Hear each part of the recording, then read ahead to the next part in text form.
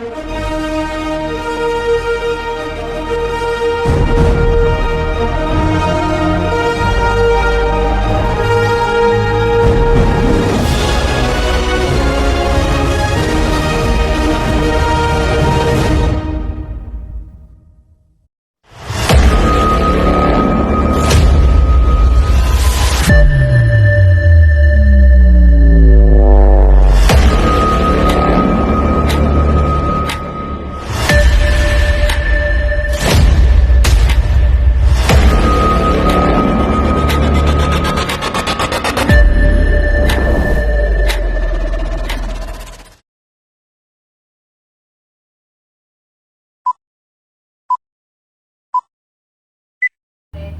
semuanya. Halo. Selamat malam. Selamat malam. Apa kabar kakak-kakak? Baik. Baik sih. Puji Tuhan. Oke, pada malam hari ini kita akan melakukan bimbingan kelompok ataupun BKP. Tetapi sebelum itu ada baiknya kita berdoa dulu agar kegiatan kita ini berjalan dengan lancar. Di antara kakak-kakak semua ada yang bersedia untuk memimpin doa? Oke, kepada Kak Ruth saya persilahkan. Oke, sebelum kita memulai kegiatan, mari kita berdoa menurut agama dan kepercayaan kita masing-masing. Berdoa di malam.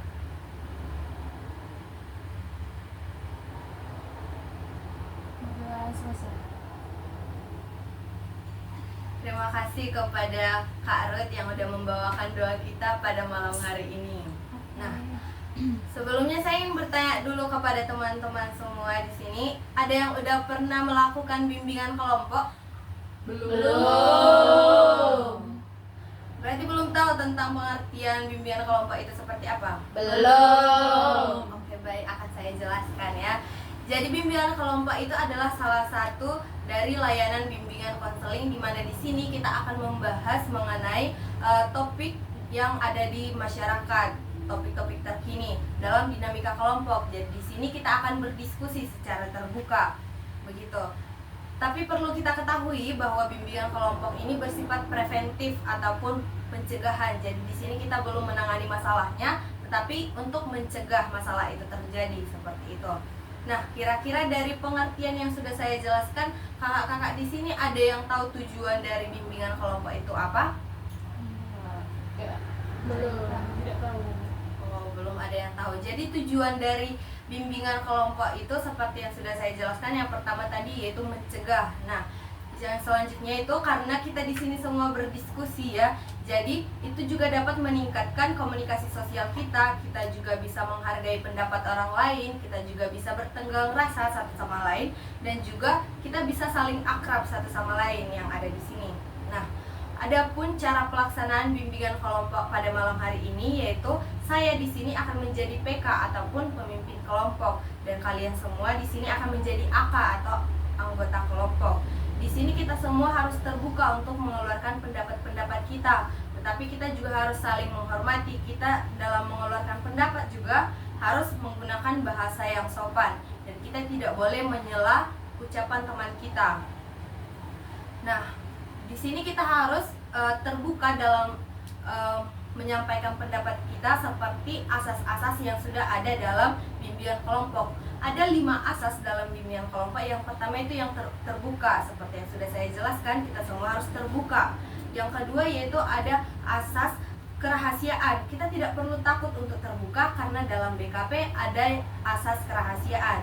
Jadi kita semua di sini harus bisa menjaga rahasia satu sama lain. Cukup kita semua yang di sini yang tahu apa yang kita bahas, dan cukup Tuhan juga yang tahu. Nah, yang ketiga ada asas kenormatifan. Berarti kita di sini melakukannya sesuai dengan norma, terutama norma kesopanan. Seperti yang sudah saya jelaskan, harus menggunakan bahasa yang sopan. Yang keempat ada asas kesukarelaan. Berarti kita melakukan bimbingan kelompok ini dengan sukarela. Dan juga asas kekinian, berarti topik yang akan kita bahas di sini adalah topik-topik terkini yang hangat dibicarakan di masyarakat, seperti itu. Oke, baik, sebelum memulai BKP kita pada malam hari ini, ada baiknya kita saling mengakrabkan diri. Mungkin kita di sini sudah saling mengenal, tapi kita perlu untuk saling akrab kembali. Nah, di sini kita akan melakukan games. Nama gamesnya itu adalah saya. Jadi nanti kita contoh gamesnya seperti ini. Kita akan bilang nama kita dan juga hobi kita sambil menunjuk teman kita yang akan melanjutkan permainannya. Contohnya dong teman. Oke, contohnya seperti ini. Saya Mariani, saya suka bernyanyi. Nanti Kak Piar melanjutkan. Simulasi nggak boleh nih. Boleh Kak, contohnya. Oke. Saya Mariani, saya suka bernyanyi. Saya Ferdale, saya suka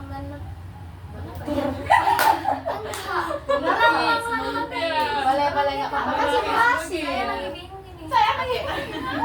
Oke. Kita ulang ya.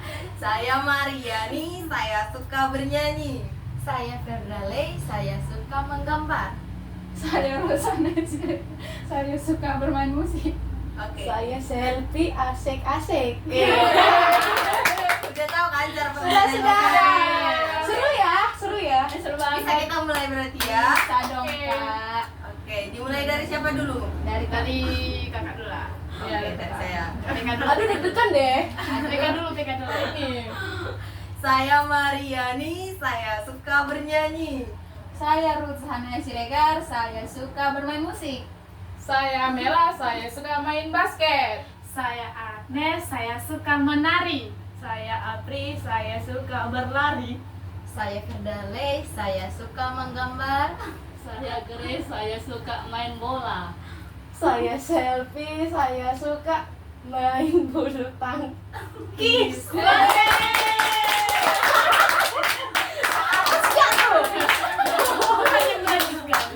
Oke, terima kasih atas kekompakan teman-teman semua.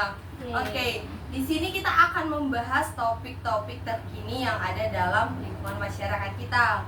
Nah, tapi dalam BKP, perlu saya jelaskan, dalam BKP itu ada dua topik, yaitu topik tugas dan juga topik bebas.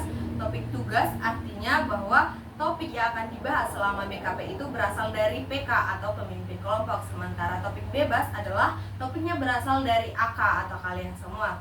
Nah, pada malam hari ini kita akan melakukan BKP topik bebas, di mana topiknya itu berasal dari kakak-kakak semua. Kira-kira dari antara kakak-kakak ada yang mau menyampaikan topik apa yang perlu kita bahas pada malam hari ini? Ada yang bersedia? Kak Grace mungkin? Bagaimana sih cara menjaga kebersihan lingkungan? Oke, menjaga kebersihan lingkungan. Kalau Kak Nona? Kalau saya sih bagaimana cara untuk mengatasi kekerasan seksual yang beredar di masyarakat luas ini, kan sering itu terjadi kan? Itu sih. Oke, tentang kekerasan seksual. Kalau Kak Ruth? Kalau aku pribadi sih pengen membahas topik yang lagi trending lah di kehidupan sehari-hari, kayak bagaimana cara mengatasi untuk tidak melakukan kekerasan dalam rumah tangga.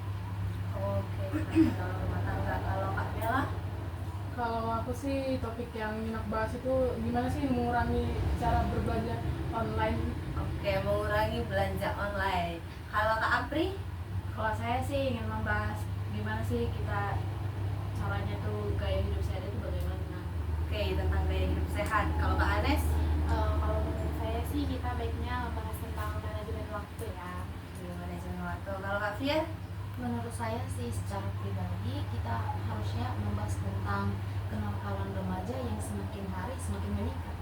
Oke, baik. Nah, pendapat teman-teman semua di sini kan berbeda-beda ya kan? Kalau misalnya kita bahas topik itu satu-satu akan memakan waktu yang sangat lama. Jadi perlu kita sepakati pada malam hari ini kita membahas satu topik saja. Kira-kira topik apa yang akan kita bahas pada malam hari ini? Aku manajemen waktu. Oke, manajemen waktu. Kalau Kak Mela menurutnya topik apa? Ya, manajemen waktu juga bisa. Oke, bagaimana dengan kakak semua? Setuju kalau kita membahas manajemen waktu? Setuju. Tapi aku boleh nanya nggak, kenapa kita harus membahas manajemen waktu?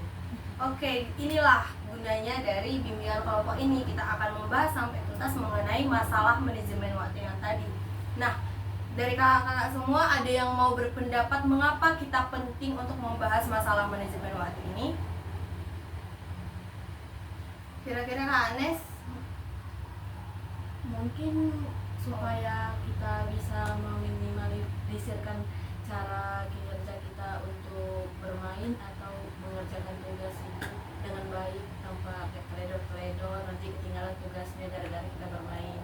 Oke. Ada pendapat yang lain? Menurutku pentingnya membahas tentang manajemen waktu itu untuk mengurangi stres, apalagi kita sebagai mahasiswa pasti punya banyak tugas dan deadline-nya pun yang dekat-dekatan. Jadi dengan membahas manajemen waktu ini kita jadi tahu bagaimana cara membagi waktu mengerjakan tugas agar tugas terselesaikan dengan cepat dan kita tidak stres gitu. Oke. Ada pendapat yang lain? Sama seperti yang dikatakan Agnes dan juga April. Oke, berarti cukup. Cukup. Oke, baik. Memang sangat penting kita membahas tentang manajemen waktu, terutama kita sebagai anak sekolahan atau anak kuliah gitu ya kan, sering terkendala misalnya sering menunda-nunda sehingga tugas-tugas kita tercecer gitu kan. Jadi kita perlu membahas mengenai masalah manajemen waktu ini. Kira-kira faktor apa sih yang menyebabkan tentang masalah manajemen waktu ini? Main game. Ya, main game. Scroll TikTok. Oke, penggunaan sosial media berarti ya. Tidur.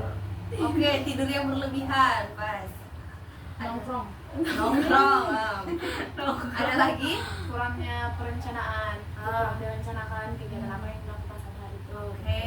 Menurut saya terlalu sering yang menunda-menunda tugas. Besok kira-kira bisa. Padahal ternyata udah kepepet waktu. Oke, padahal udah deket deadline-nya gitu kan. Sering menunda-nunda. Ada yang lain? Terlalu banyak tidur. Sama tadi ya, terlalu banyak tidur. Oke. Benar apa yang dibilang oleh kakak-kakak sekalian, bahwa itu menjadi faktor-faktor yang menyebabkan masalah manajemen waktu tadi. Nah, selanjutnya dampak apa sih yang disebabkan oleh masalah manajemen waktu ini? Kira-kira ada yang mau berpendapat? Seperti tadi terlalu sering menunda-nunda, jadi tugas yang dikerjakan pun jadi tidak maksimal. Ada soal misal tapi tidak bisa dijawab karena terlalu sering menunda-nunda, jadinya jawabannya salah gitu, makalahnya berantakan, PPT yang kurang baik gitu. Oke, hasilnya nggak maksimal berarti. Ada yang lain lagi?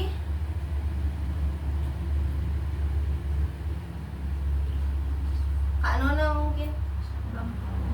Dampak ya, sama sih seperti yang dikatakan Agnes. Karena kalau misalnya kita tidak memiliki manajemen waktu itu, kita dapat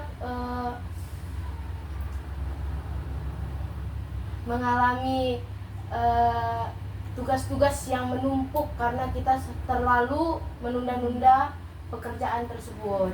Kalau tidak menunda-nunda kan bakalan cepat selesai ya kan, sesuai dengan deadline pengumpulan tugasnya begitu. Ada lagi pendapat yang lain?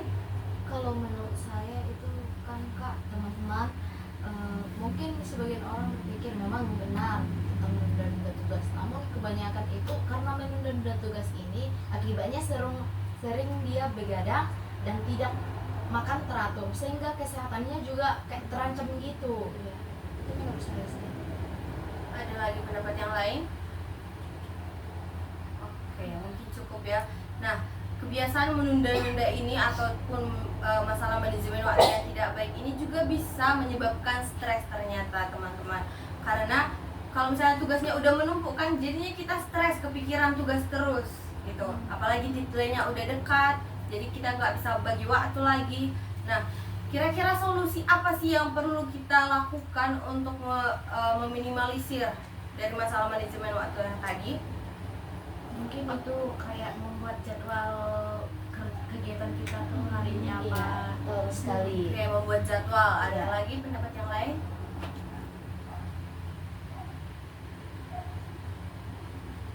Mengerjakan mengerjakan tugas yang telah diberikan dosen ataupun guru kita tepat waktu, di mana ketika diberikan tugas langsung kita kerjakan, tidak usah menunda-nunda. Oke. Bisa juga menyusun skala prioritas gitu ya, Iya. mana tugas yang paling dekat itu dulu Iya, yang dikerjakan. betul sekali. Nah, ada lagi yang lain? Gini, menurutku salah satu solusinya itu menetapkan batas waktu. Misal tidur siang atau istirahat siang itu cukup 1,5 jam sampai 2 jam, habis itu mengerjakan tugas, lanjut kegiatan lain agar semua pekerjaan cepat selesai dan kita juga tidak terlalu stres gitu karena dapat istirahat juga di siang harinya gitu.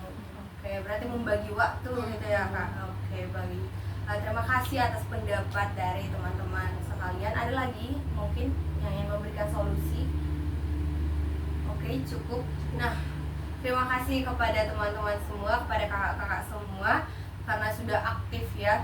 Nah, sekarang kita akan untuk menyimpulkan hasil kegiatan kita pada malam hari ini, kita perlu mengisi format BMB3. BMB3 itu artinya berpikir, merasa, bertindak, bersikap, dan juga bertanggung jawab.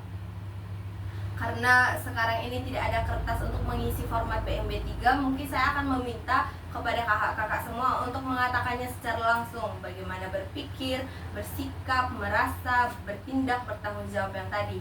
Yang pertama itu bersikap dan berpikir. Kira-kira ada dari kakak-kakak yang mau menyebutkan bagaimana?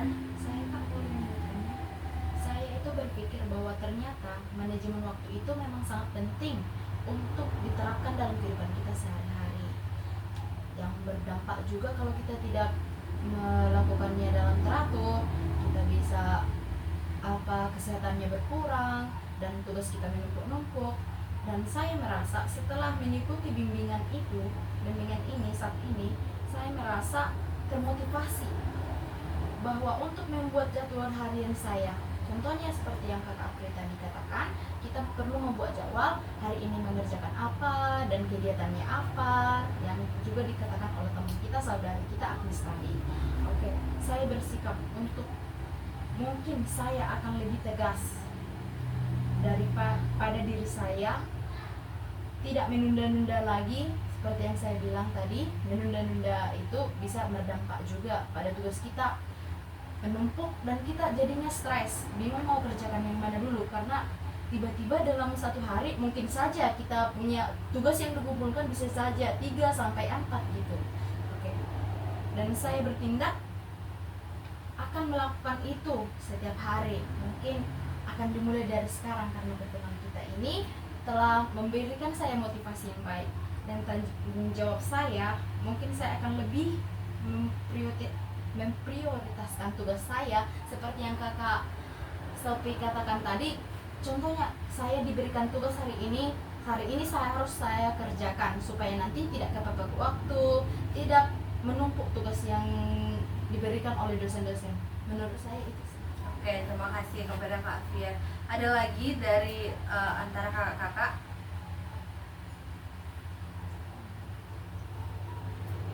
Kak Anes, boleh silakan.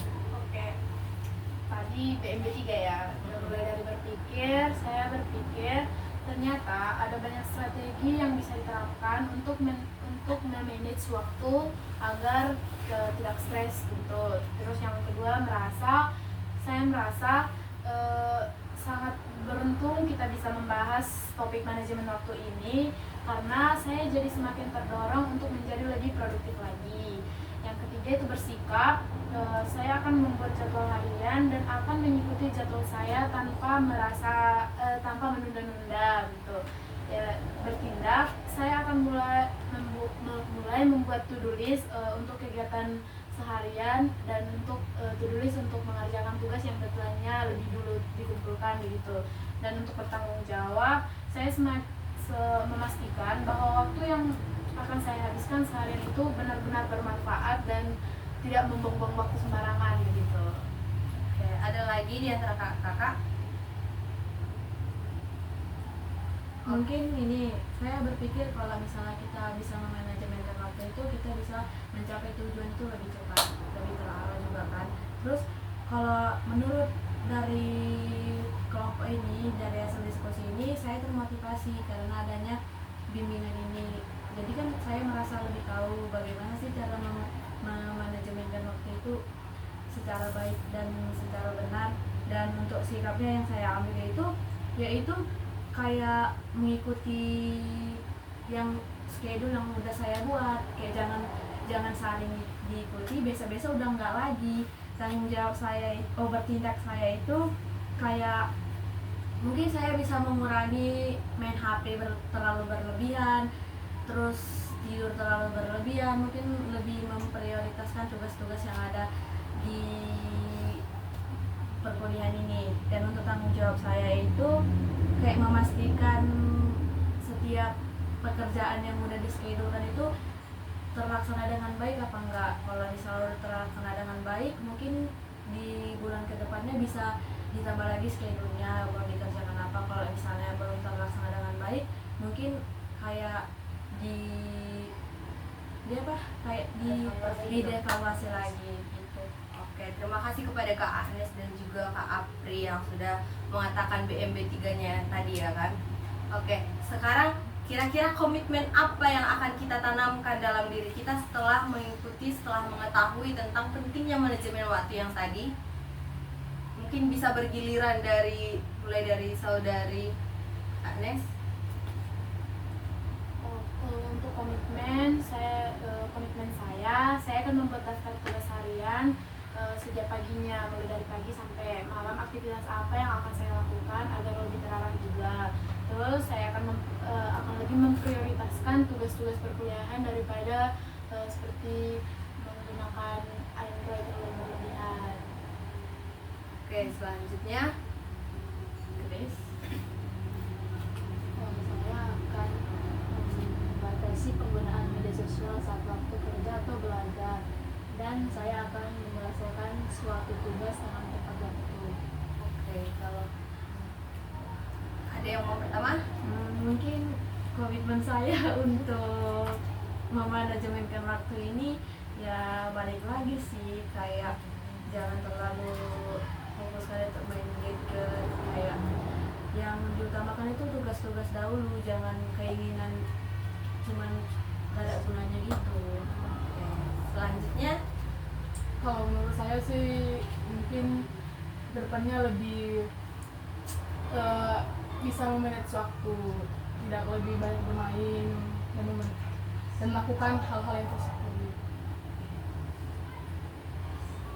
selanjutnya adalah Kak Ruth mungkin. Sama seperti yang saya katakan. Oke, berarti intinya komitmen yang akan kita bangun dalam diri kita akan membuat jadwal, kita akan membagi waktu, begitu kan? Iya. Oke, terima kasih kepada teman-teman semua. Sekarang kita akan bermain games kembali. Gamesnya ini adalah untuk games peneguhan komitmen yang akan kita tanamkan dalam diri kita tadi. Nah, nama gamesnya itu adalah games kelipatan 3. Setiap yang mendapat kelipatan 3 nantinya akan menyebutkan komitmennya nanti. Saya bisa, lalu komitmennya. Oke? Mungkin dimulai dari Kak Selvi. 1, 2, 3. Saya bisa membagi waktu dengan baik, dengan komitmen pasti sukses. Oke. 4, 5. Nah, saya bisa meluangkan waktu untuk evaluasi harian agar tahu kegiatan apa saja yang belum bisa diselesaikan hari ini agar bisa diselesaikan besok. 7, 8. 9. Saya pasti bisa untuk memanage waktu saya agar semua tugas ataupun pekerjaan yang lain dapat saya selesaikan dengan baik. Oke, baik. Terima kasih. Oke, terima kasih kepada kakak-kakak semua. Tidak terasa saat ini kita sudah sampai pada tahap pengakhiran. Tapi sebelum kita menutup kegiatan kita ini, saya perlu mendengarkan dulu kesan-pesan apa sih yang ada dalam diri teman-teman setelah mengikuti BKP kita pada malam hari ini. Ada yang mau menyampaikan kesan-pesannya? Saya boleh. Oke, boleh. Kesan saya adalah dengan mengikuti bimbingan ini, saya merasa bahwa penting untuk melakukan diskusi secara langsung untuk mendiskusikan hal-hal yang penting yang terjadi dalam kehidupan kita. Dan pesan saya, mungkin kita bisa menirukan ini di setiap kelompok kita, contohnya di dalam perkuliahan kita, bagaimana cara-cara berdiskusi dengan baik. Itu saja dari saya. Oke, terima kasih kepada Kak Fiar. Ada lagi yang lain? Kesan dari saya, diskusi mengenai manajemen kelompok ini manajemen waktu ini sangat bermanfaat dan membuka wawasan saya tentang pentingnya mengatur waktu secara efisien. Pesan saya, semoga dengan kita membahas manajemen waktu ini bukan hanya soal menyelesaikan tugas tepat waktu, tetapi juga soal menghargai diri sendiri serta orang lain. Saya berharap semoga peserta diskusi saat ini dapat menerapkan tips-tips yang telah dibahas dan terus berkomitmen untuk memperbaiki kebiasaan-kebiasaan buruk kita. Oke, terima kasih kepada Kak Anes sudah memberikan kesan-pesannya. Mungkin kita bisa memberikan tepuk tangan kepada Seru banget loh. Nah, sebelum kita menutup kegiatan kita pada malam hari ini, ada baiknya kita berdoa. Ada yang bersedia untuk memimpin doa? Sebelum kita akhiri diskusi ini, mari kita berdoa menurut agama dan kepercayaan kita masing-masing. Doa dimulai.